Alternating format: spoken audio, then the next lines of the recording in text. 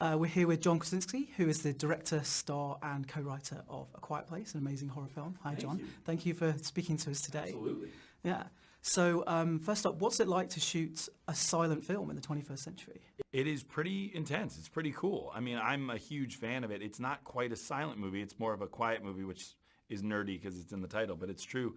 There's so much sound in the movie. It's just very little dialogue. Yeah. And I think for me, that idea of sound being a main character was one of the reasons I was so excited to do the movie and direct it. I knew it would be a high wire act. It's one of those things where either it's really, really cool and special or it's the worst thing you've ever seen. So no pressure on me. But while we were shooting it, you really got the sense of it in little doses when you saw a performance of, Emily's amazing, but especially these kids, so powerful, so emotional in their performance.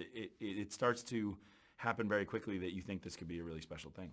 Yeah. People will know you for comedy, and this is an out-and-out horror. Yeah. Is there a connective tissue kind of between those two things? It's so funny you mentioned that. Somebody just brought that up in an interview the other day, and I actually hadn't thought of it. And I think that the theory that this person had was, is it that maybe comedy and horror related in timing, that the idea of timing for scares and timing for, scene pacing and things like that. And I think that's absolutely true. I think there is something to be said about that. I mean, for me, I hadn't thought of it, so that person's obviously smarter than me, but maybe there is.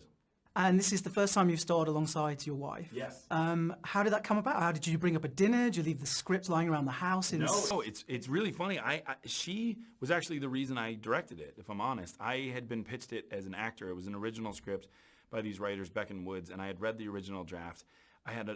We had just had our second child 3 weeks before I read it. So yes, the scares of it all were really interesting to me, but also because I wasn't a big scared horror guy, the thing that I really bonded to was this idea of family and this metaphor of what would you really do to protect your kids. So I went all into it, and Emily saw how excited I got, and she said, "You should direct it. You shouldn't rewrite it. You should direct it." So it's been a blast. How I got her was she was actually recommending other friends of hers based on the ideas I was having, and I was too scared to ask her. I was really nervous that she'd say no, or that she'd say, "I'll do it for you." And I think that's even worse. The fact that, no, you don't want that. That sort of weird, passive-aggressive, that would be terrible. So what happened was I would never have even asked her to do it. And then one day she asked if she could read the script, and at the end of the script, she turned to me, and it was almost like she was proposing to me or something. She said, "You can't let anyone else play this role." And I said, "Are you saying what I think you're saying?" And she said, "Would you have me to do this role?" And I said, "Absolutely."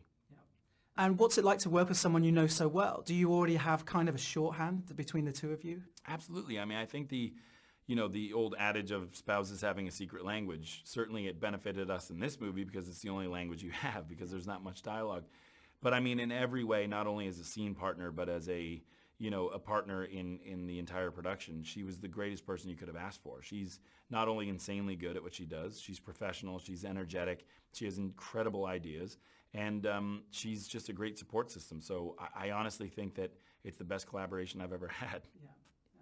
We saw an amazing year at the Oscars where a horror film got nominated for Best Picture and a sci-fi fantasy actually won Best Picture. Yeah. I mean, dare you kind of dream that high? Because this is, God, I feel like this is up there. So really? Yeah. Oh my God. I can't even think about that. I mean, I'll have an anxiety attack and then we can talk about it. No, I mean, I loved those movies, and I loved that, like you said, horror and sci-fi were represented in the Oscars this year. That's amazing, but it never crossed my mind for this. But I mean, if you're going to start a campaign, go for it. I'll be there. I'll be there for you. I'm all over that. Okay. Awesome. Well, particularly for sound editing as well. Sound's so important in this film. That how painstaking was that process?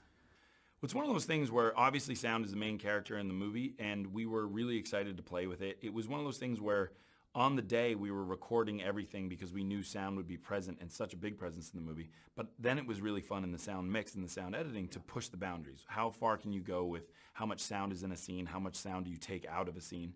We had so much fun. One of the things I'll say is everybody always says you want more money and more time when you're making a movie.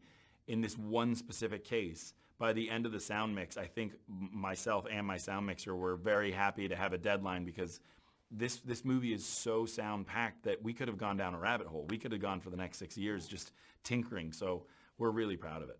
Yeah. Well, thank you. Absolutely. Thank you very much. Thank you.